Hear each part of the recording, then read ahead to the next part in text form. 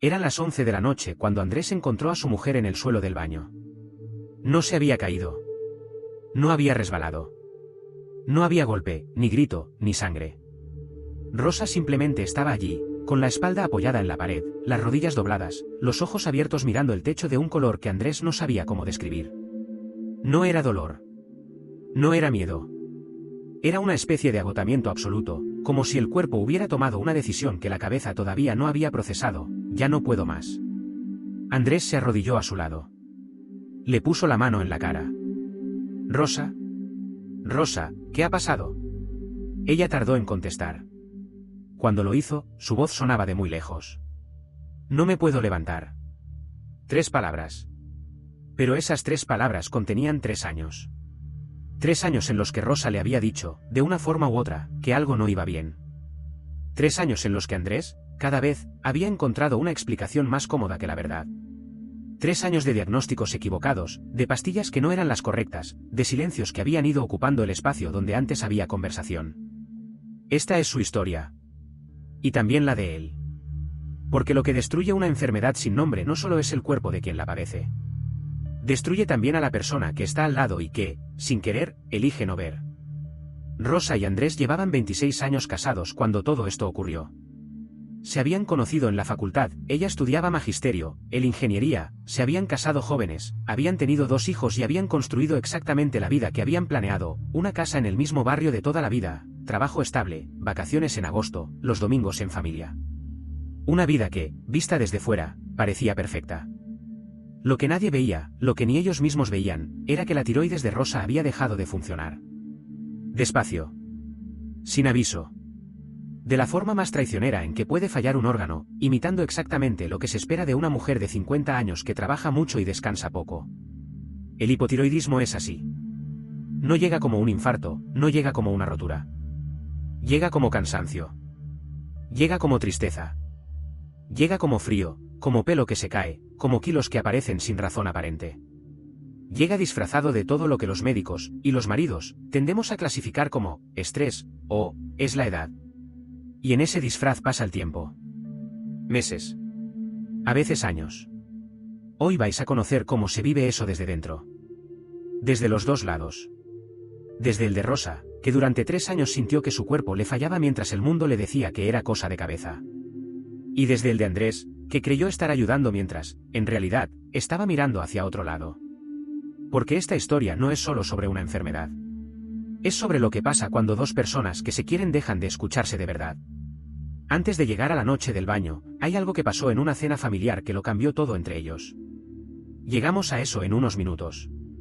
Rosa cumplió 48 años en octubre. Esa fue, aunque entonces no lo supiera, la fecha en que todo comenzó. No fue un día dramático. No hubo dolor, ni aviso, ni señal que mereciera atención. Solo un cansancio raro. Un cansancio distinto a todos los que había tenido antes. No el cansancio del final del trimestre, cuando lleva semanas corrigiendo redacciones hasta las 11 de la noche. Era otra cosa. Era como si alguien le hubiera puesto plomo dentro. Como si el cuerpo, de repente, pesara el doble. Llevaba 21 años siendo profesora de primaria en el mismo colegio. Tercero B, 28 niños de 8 años con toda la energía del mundo. El cansancio era parte de su vida, siempre lo había sido, pero siempre había tenido el fin de semana para recuperarse. Ahora descansaba el sábado y el domingo y el lunes llegaba igual. Como si el descanso ya no sirviera de nada. Los primeros meses no dijo nada. En septiembre había ido al médico de cabecera por un control rutinario y todo había salido bien. Para su edad, perfecta, le había dicho el médico. Rosa tenía 48 años y la frase, para su edad, ya había empezado a pesarle más de lo que debería. Pero lo dejó pasar. En casa, las cosas seguían igual. Andrés llegaba del trabajo entre las 7 y las 8, cenaban, veían algo en la televisión, se acostaban. Eran una pareja de las que ya no necesitan hablar mucho para entenderse, o eso creían. 26 años dan una cierta ilusión de conocerse a fondo. Lo primero que Andrés notó fue que Rosa tardaba más en levantarse por las mañanas. Antes era de las que se duchaban, desayunaban y salían en 40 minutos sin margen de error. Ahora necesitaba casi el doble. Un martes de noviembre le preguntó, ¿tan cansada estás? Rosa le dijo que no había dormido bien. Andrés asintió y no le dio más vueltas. Esa dinámica, Rosa dando medias respuestas, Andrés conformándose con ellas, fue el patrón de los 3 años siguientes. No porque ninguno de los dos fuera descuidado o indiferente, sino porque así funcionan las enfermedades que llegan despacio, te acostumbras. Cada semana es solo un poco peor que la anterior, y eso hace que el normal se vaya desplazando sin que nadie lo note. El frío fue el primer síntoma que Rosa no pudo ignorar. No el frío del invierno, ese siempre lo había tenido, sino un frío que venía de dentro. Llevaba calcetines en agosto. Se ponía una chaqueta para ver la televisión mientras Andrés estaba en camiseta. ¿Tienes fiebre?, le preguntaba él. No, es que me quedé fría del supermercado. Mentira piadosa. No había estado en ningún supermercado. No mentía por ocultar algo. Mentía porque decir la verdad, llevo meses con frío sin razón y no sé por qué, sonaba raro incluso en su propia cabeza. Y cuando algo suena raro en tu propia cabeza, lo más fácil es buscarle una explicación que suene normal. El pelo empezó a caerse en diciembre, 2 meses después de que todo comenzara. Rosa tenía el pelo castaño, grueso, abundante. Había sido siempre su orgullo silencioso. Lo llevaba largo, hasta los hombros, y jamás había necesitado más de un cepillado para que quedara bien. Un viernes por la noche, limpiando el cepillo antes de acostarse, contó los cabellos que habían quedado entre los dientes y tuvo que parar porque los dedos le temblaban. Dejó el cepillo encima del lavabo y se fue a la cama sin decir nada. La ducha empezó a ser el momento más difícil del día. La piel también cambió. Se volvió seca de una manera que ninguna crema arreglaba. Las comisuras de los labios se agrietaban. Las manos parecían las de una mujer 10 años mayor, con una textura áspera y opaca que Rosa trataba de esconder poniéndose crema 5 veces al día. Empezó a evitar los espejos. No de forma dramática, no apartaba la vista ni cerraba los ojos, pero dejó de mirarse con la misma naturalidad de antes. El espejo había dejado de devolverle la imagen que recordaba. El peso fue la señal que más le afectó. En 3 meses subió 4 kilos sin haber cambiado absolutamente nada en su alimentación. Al contrario, desde que se sentía tan cansada, comía menos. Salía menos a comer fuera, cocinaba cosas más ligeras, no tenía apetito. Y aún así, los kilos llegaban. Ese tipo de injusticia, engordar sin razón, tiene un efecto devastador en la percepción que una persona tiene de sí misma. Rosa empezó a comprar ropa una talla más grande y a no contárselo a nadie. Y luego vino el ánimo. Rosa siempre había sido una persona de carácter estable. No especialmente alegre, no era de las que cantaban mientras cocinaban, pero sí equilibrada, firme, con criterio. Eso desapareció. Empezó a llorar sin razón aparente, en el coche camino del colegio, en la cocina esperando a que hirviera el agua, en el baño con el grifo abierto para que Andrés no la oyera. Dejó de tener ganas de quedar con sus amigas. Las conversaciones con su marido se fueron haciendo más cortas, más tensas, más llenas de silencios que antes no existían. Andrés lo vivió como un problema que había que resolver. Esa era su manera de querer, encontrar soluciones. Cuando Rosa estaba triste, él proponía planes. ¿Por qué no llamamos a tu hermana y quedamos a comer el domingo? ¿Te apetece que vayamos al cine el sábado? A lo mejor necesitas cambiar de rutina, salir más, ver a la gente.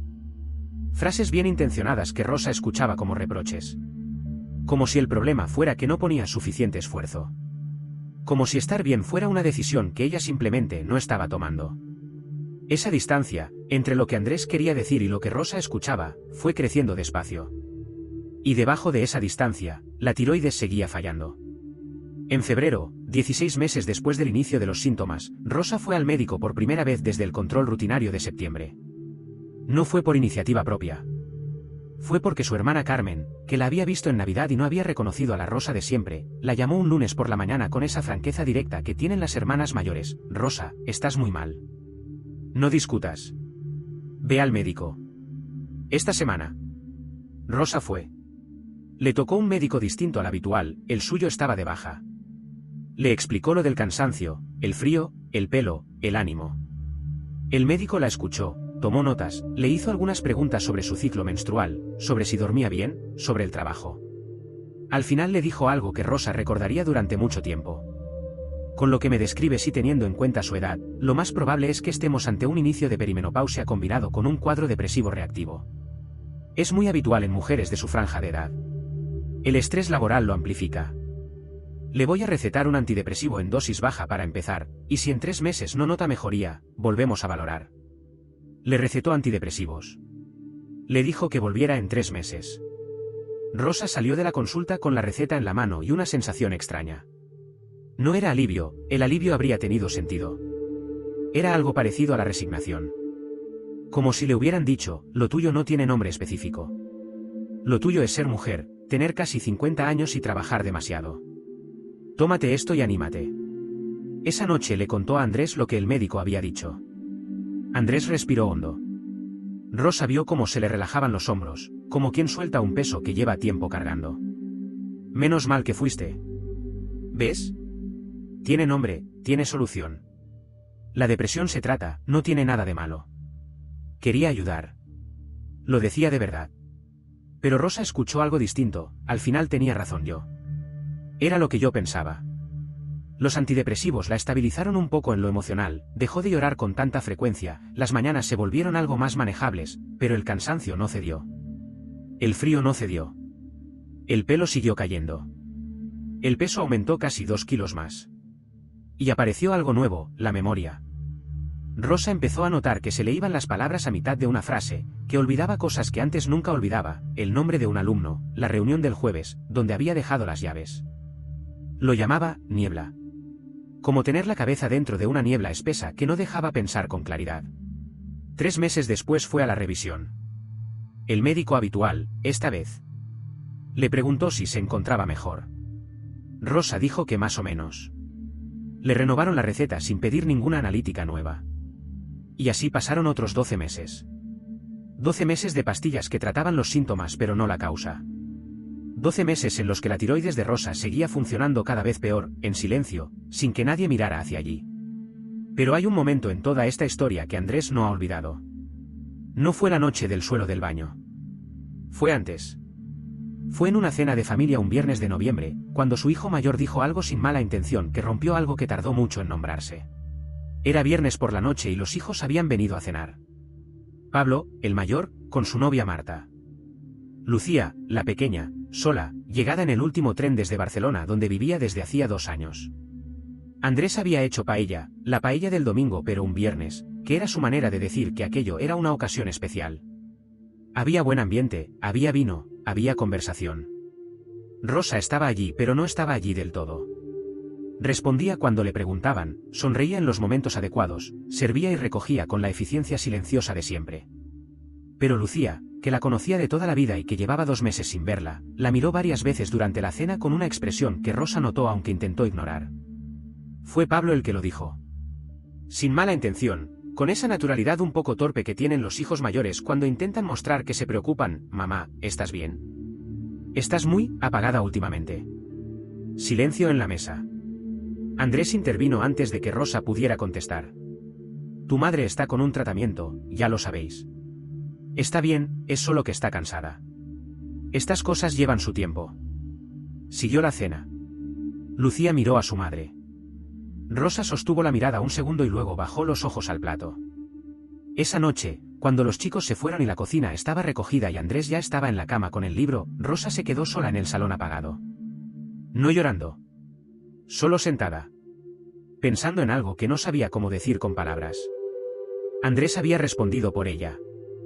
Había resumido 2 años de cansancio, de frío, de pelo cayéndose, de morirse de sueño a las 8 de la tarde, de llorar en el baño con el grifo abierto, de sentir que su propio cuerpo le era ajeno, está cansada.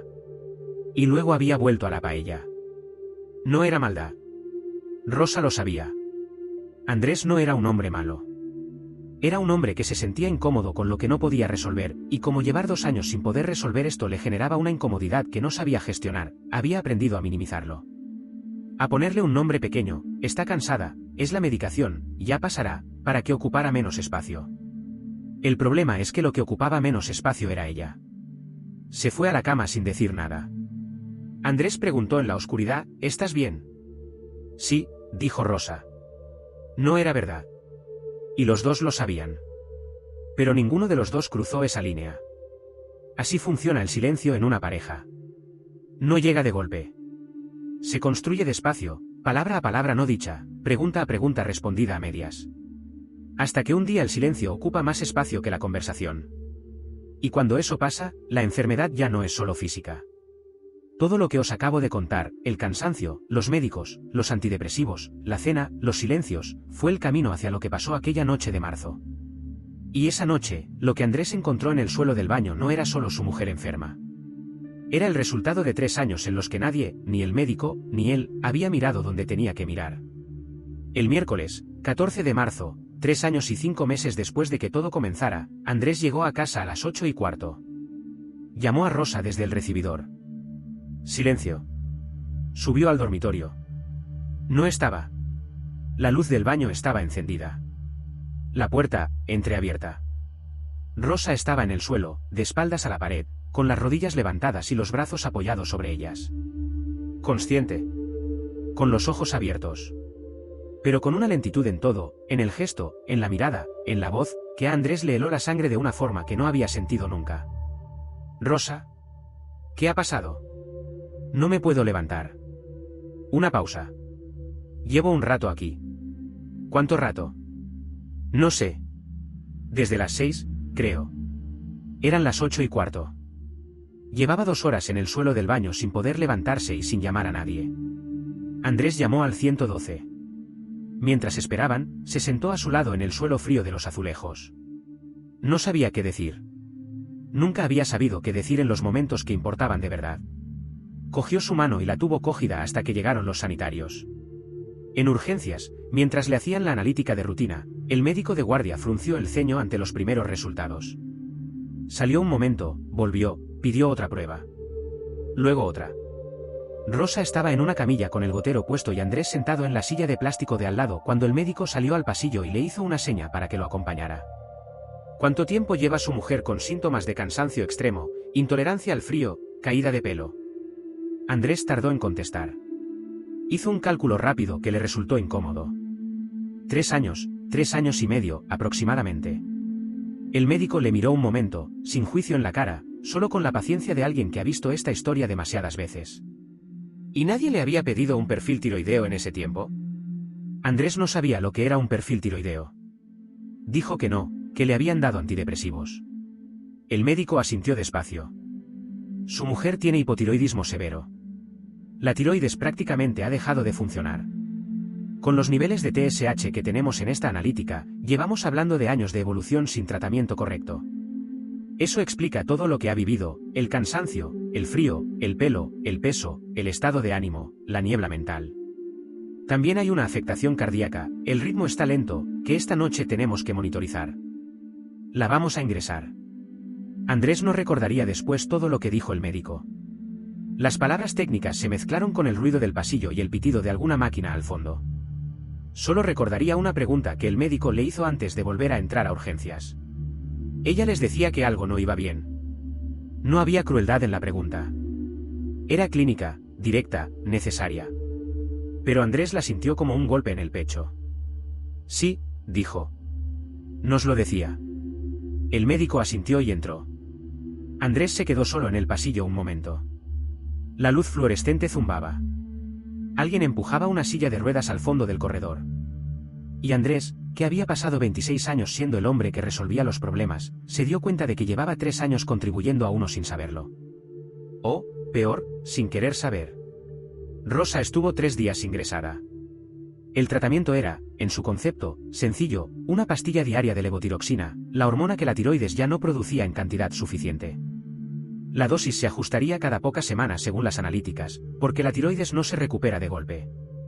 Es un proceso de meses, a veces más. Pero es un proceso que, si se sigue correctamente, avanza. Andrés fue cada día durante el ingreso. Llevaba el libro que ella estaba leyendo, el yogur griego que le gustaba, el cargador del móvil que siempre se le olvidaba.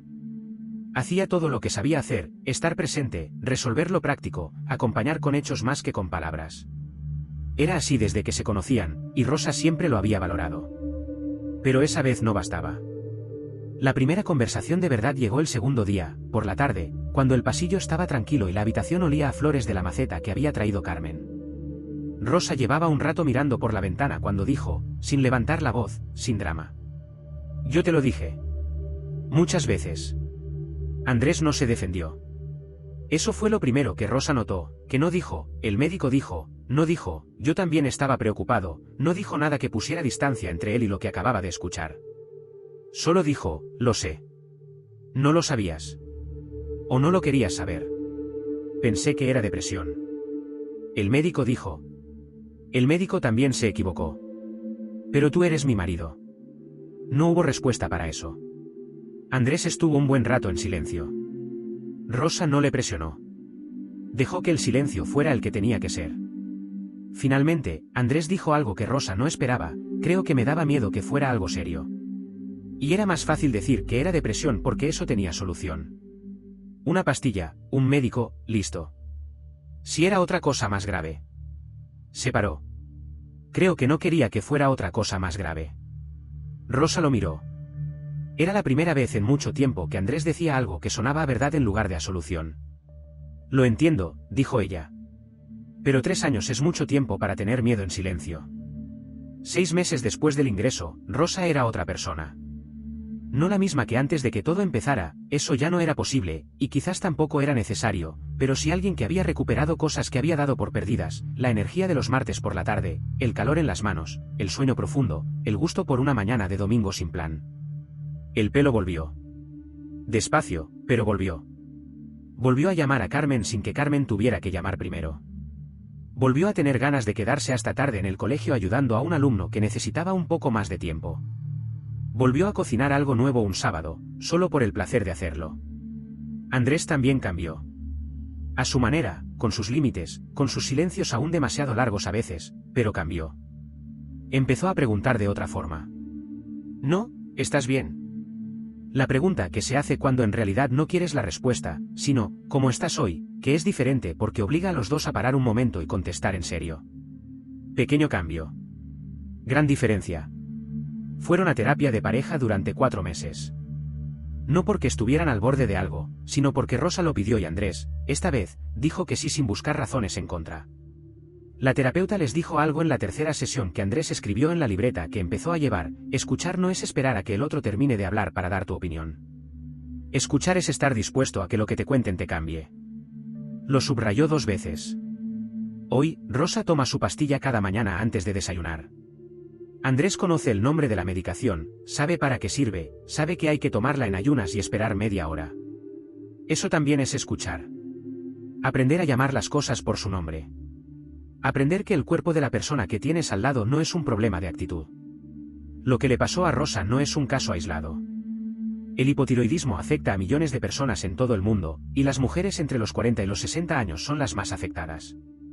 Sus síntomas se confunden con depresión, con estrés, con menopausia, con «es que trabaja demasiado». Y durante años, muchas de ellas reciben tratamiento para lo que no tienen mientras lo que sí tienen sigue avanzando en silencio. No es el fallo de un solo médico. No es el fallo de un solo marido. Es el fallo de un patrón, el de no tomar en serio lo que una persona dice sobre su propio cuerpo. El de conformarse con la explicación más cómoda. El de decir, estás deprimida, cuando en realidad lo que estás diciendo es, no tengo tiempo para esto ahora mismo.